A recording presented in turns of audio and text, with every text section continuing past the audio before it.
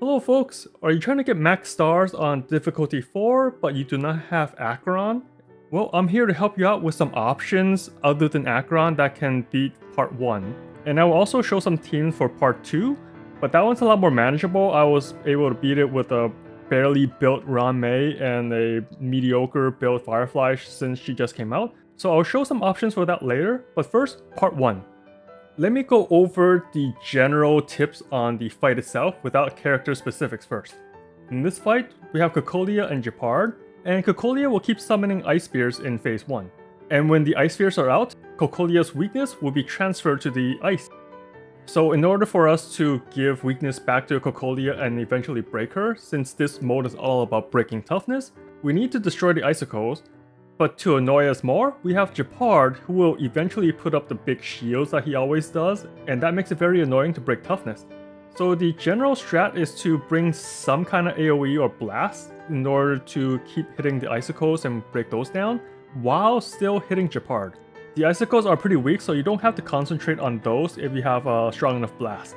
And if your team is only fire or lightning, then only worry about the left icicle, and then once that's broken, focus on Cocolia and don't worry about the right icicle. And similar case if your team is wind or quantum. Another tip is to just go all out on your skill points and ultimates when Cocolia is near broken, because when she breaks, you get max skill points, and all your characters refill on the ultimate. So if you use an ultimate to reduce her toughness to 0, that character gets another ultimate right back. So if you almost broke her, just go all out and use everything. And then when she's broken, she'll take a lot more damage. When she's not broken, she gets a buff that makes her barely take anything. So now let's talk about the damage on both sides. You want to have one very strong sustain character, or two mediocre sustains that can multi-roll.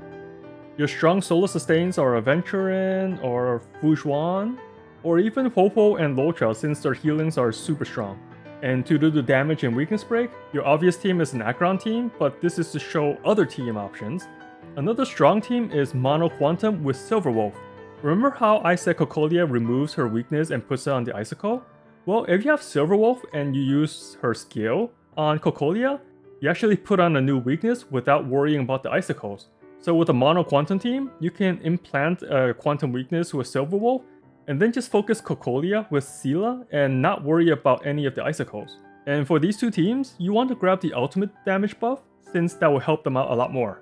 Another option for part 1 is a super break team, so Firefly, Ranmei, and Harmony Trailblazer. Well, once your toughness is broken once, your burst damage is so high that you only need that one window to get into phase 2. And then the team I'm showing on screen right now is the Dot team. Obviously for the Dot team, you're going to pick the Dot buff, and your main star is Kafka and Black Swan. This one's a little slower since your weakness is split between both icicles. You have lightning on one and wind on the other, so you can't just pick one and call it a day. But Kafka and Black Swan have pretty good AoE, so you can actually whittle down the icicles without focusing on them. You can see most of my skill usage is focusing on either Cocolia or Gepard to break the most toughness I can. Once you get past phase 1, phase 2 is about the same, but without Gepard and his annoying shield this time. And instead of 2 icicles, there will be 4, and each icicle will have a different weakness. Like the first phase, focus only on the icicles with the weakness that your team has, because once you destroy one of the icicles, you'll put that weakness back on Cocolia. And pretty much a similar strat here. If you have Acheron, then destroy the lightning weakness one and just go all in on Cocolia. If you're running Mono Quantum, you can choose to destroy the Quantum Icicle or just ignore it and implant a weakness with Silverwolf. A Firefly break team, destroy the fire and you're golden. And then for the dots, I need to destroy both the lightning and wind in order to put both weaknesses back on Cocolia for Kafka and Black Swan. But like I said, there's enough AoE there that I don't really need to focus too much. And if you happen to have good AoE or blast, destroying the other icicles will do a good amount of toughness damage, but do not sacrifice too much since you still want to focus all your toughness damage on Cocolia. And that's about the tips for part 1. The main puzzle here is to work around the weakness from the icicles and putting it back on Cocolia. She will also queue up a chain of attacks that you can see on the timeline, so make sure you're nice and healthy before she goes ahead and do all those consecutive turns. Okay, now for part 2. Once again, I'll talk about some general tips for the overall fight to help you through, and then I'll go into specialized teams that are more effective against Argenti. So Argenti's gimmick is always summoning all these little shields or spears to help him fight. And this time is no different.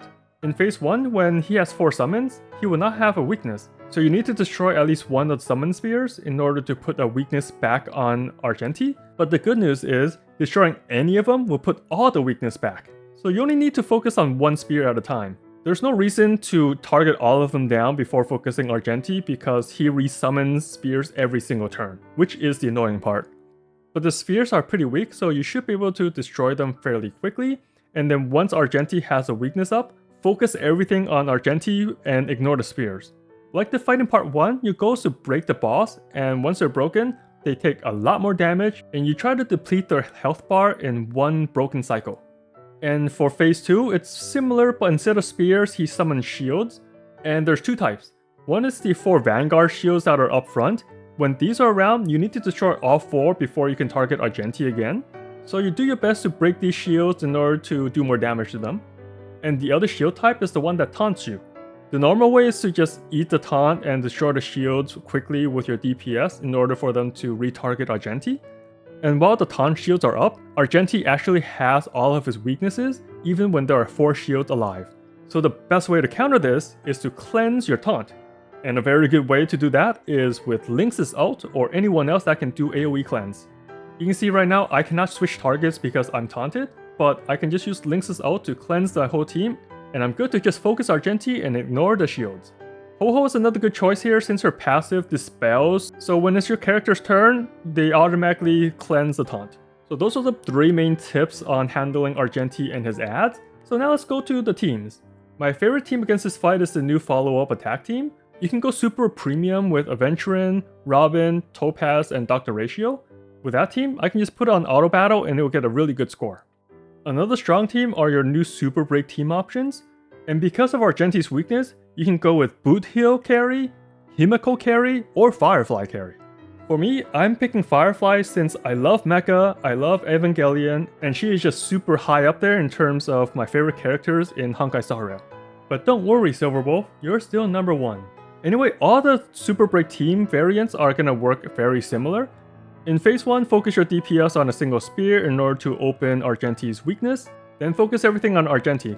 Harmony Trailblazer does a lot of break damage and is super good on this fight. So on the screen I'm showing other team options you can have for part 2. And in my opinion, I think part 2 is much easier than part 1. Now I'm going to show you the teams I use for my clear. I'm actually going to start with part 2 first to show how broken the Super Break teams are, even with barely built characters. This is Ranmei that I just got from this banner. Her kit is what's broken and you don't need to care about her stats too much.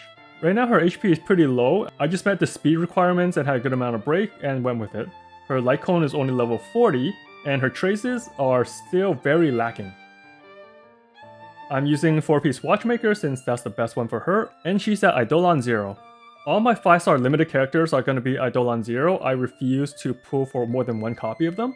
Next up is Lynx. She's much better built, but you don't need to worry about her too much. You just need enough survival and speed. I'm using the free-to-play light cone, and her traces are not maxed yet.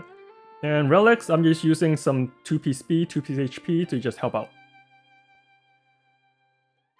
For Firefly, I'm still working on getting her set. Her break is okay, but definitely can be better, so I'm still trying to increase that. For Lightcone, I'm using the free-to-play one from Herder's shop. Her traces are still not maxed, so I'm working on that, and her relics, I'm still working on that as well. But I only have so much stamina, so it's taking some time to build everything. And for Eidolon, like I said, E0. Her E1 and E2 are super good, but I refuse to cave in and get those even though Firefly is way up there. And for Harmony MC, they're very easy to build, you just need survival and break. I got lucky with an S5 light cone, and for traces, still working on that. Relics, 4-piece Watchmaker, that's your best choice, more break, more better. And for Eidolons, I finished farming, so I got him to E6, which anyone can get as long as you do more of the Pentacony stuff. Now for my dot team in part 1. For my Venturant, I pretty much went 0 speed and all defense. In this build, even though he's slower, when he gets a shield, it's gonna be a strong shield. For the light cone, I got lucky with this on a standard banner, traces are up there, and the relics is 4-piece Night Set. E0, like I said. My Tingyun is pretty well built. She has okay survivability, but very good attack to help the buffs. She's also using Dance and Stance to speed up the team. Her traces are max. Her relic is 4-piece messenger in order to boost even more ally speeds. And I'm at E3 with her, not E6, so could still get more.